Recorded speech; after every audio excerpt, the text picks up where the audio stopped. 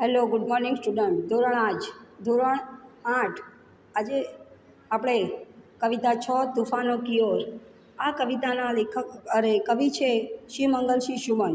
5 August 1915 એમનું ગામ છે ઝગરપુર અને જિલ્લા ઉન્નાવ ઉત્તર પ્રદેશના એ વતની હતા. એમણે બનારસની અંદર હિન્દુ વિશ્વવિદ્યાલયમાં MA PhD કરી હતી.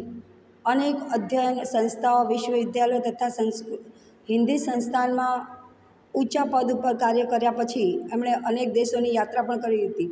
1974માં મિટ્ટી કી બારાત પર સાહિત્ય અકાદમી તથા 1993માં ભારત ભારતી પુરસ્કારથી એમને સન્માનિત કરવામાં આવ્યા હતા.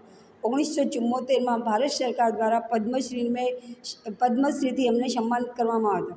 हिल्लोल, जीवन के गान, युग का मोल, प्रलय सृजन, विश्व बदलता ही गया, विंध्य हिमालय, मिट्टी की बारात, वाणी की व्यथा, कटे अंगूठे की बंधन वारे, આ દરેક સાહિત્ય એમણે લખ્યા હતા. ઉદ્યમ અને વિકાસ, પ્રકૃતિ, પુરુષ કાલિદાસ વગેરે. પ્રસ્તુત કવિતામાં આ કવિતાની અંદર શિવમંગલસિંહ સુમન સદા એમનું જીવન સંઘર્ષમય રહ્યું અને એમણે પોતાના લક્ષ્યની સામે આગળ વધવાની હંમેશા પ્રેરણા મેળવી. जिस तरह आग में रहकर सोना निखरता है, જેવી રીતે અગ્નિની અંદર રહીને સોનું તપે છે, એ જ પ્રમાણે ઘણી બધી બાધાઓથી એમણે જીવનમાં આગળ વધવાની નવી તક મળી. आगे बढ़ने के लिए हमारे इरादों को मजबूत बनाना, इस कविता में धैर्य, गतिशीलता, साहस और संघर्षरत रहना जैसे मूल्य उजागर किए गए. तूफानों की ओर घुमा दो नाविक निज पतवार.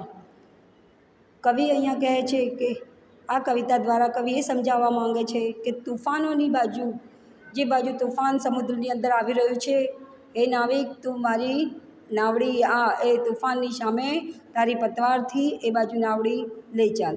આજ સિંધુને વિષ ઉગલાય, આજે આ સમુદ્રની અંદર ખૂબ જ ઝેર બહાર કાઢી રહ્યું છે. લહેરો કા યૌવન મચલાય, અને લહેરો, મોટી મોટી લહેરો ઊંચા ઊંચા ઉછાળા લઈ રહી છે. આજ હૃદય મેં ઓર સિંધુ મેં સાથ ઉઠા હૈ જ્વાર. આજે જીવનની અંદર, લોકોના જીવનની અંદર જે દુઃખ હોય છે, સંઘર્ષ હોય છે, એ જ પ્રમાણે સમુદ્ર પણ પોતાના મુખમાંથી ઝેર કાઢી રહ્યું છે અને મનુષ્યના જીવનમાં અને સમુદ્રમાં બંને જગ્યાએ એક સાથે જ્વાર એટલે ઝેર, એ બંને બહાર આવી રહ્યું છે. तूफानों की ओर घुमा दो नाविक निज पतवार. तूफानों बाजू नाविक तारी पतवार કરી દે.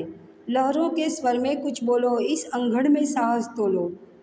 અંઘડ એટલે આંધી, અને લહેરોના સ્વરમાં કુછ બોલો, જેટલી ઊંચી ઊંચી લહેરો જાય છે એ જ પ્રમાણે નાવિક તું પણ તારી નાવડીને તારી પતવાર સાથે એ પાણીની અંદર સલામત રાખવાની શક્તિ એ તારી અંદર હોવી જોઈએ. લહેરોं के स्वर में कुछ बोलो, इस अंगड़ में साहस તોલો. અને આ આંધી તૂફાનની અંદર આપણે સાહસ બતાવવાનું છે. કભી કભી મિલતા જીવન મેં તૂફાનો કા પ્યાર.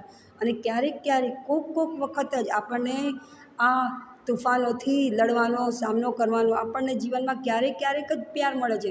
એ તો લોકોનું જીવન સંઘર્ષમય જ હોય છે. તૂફાનો કી ઓર ઘુમા દો નાવિક નિજ પતવાર.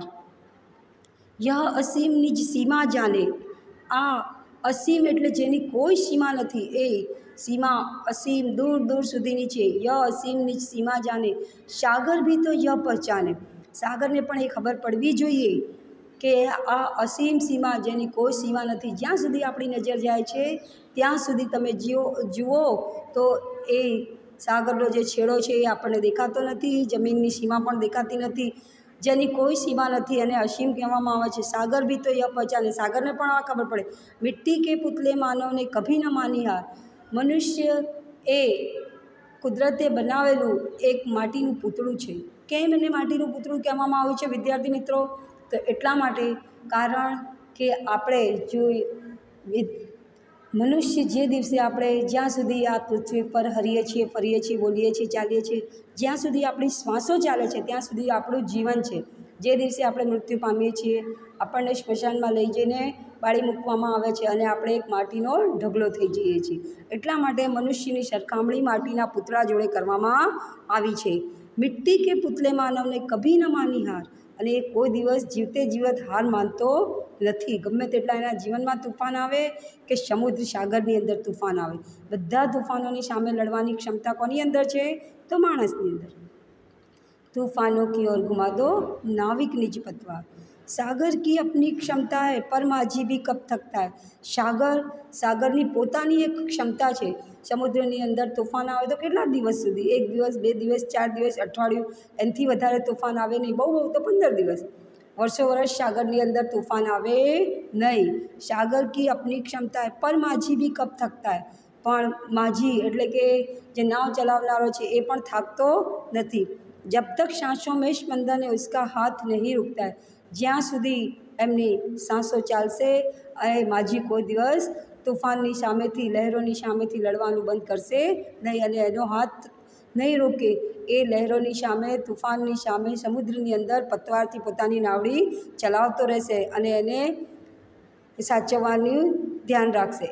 इसके ही बल पर कर डालें सातों सागर पार. અને આ જ નાવિકના બલ ઉપર એટલે કે એના લીધે જ આપણે એક નહીં પણ 7 સમુદ્ર પાર કરી નાખીએ. તૂફાનો કી ઓર ઘુમા દો નાવિક નિજ પતવાર. અને નાવિક તૂફાનની બાજુ આપણી નાવ લઈ જઈને તૂફાનો કી ઓર ઘુમા દો નાવિક નિજ પતવાર, તમારી પતવાર એ નાવ બાજુ લઈ જાઓ. નાવ. હવે વિદ્યાર્થી મિત્રો, આ કવિતા મેં તમને સમજાવી દીધી છે. તમારે હોમવર્કની અંદર કવિતા લખવાની, શબ્દાર્થ લખવાના, અભ્યાસ લખવાનું છે.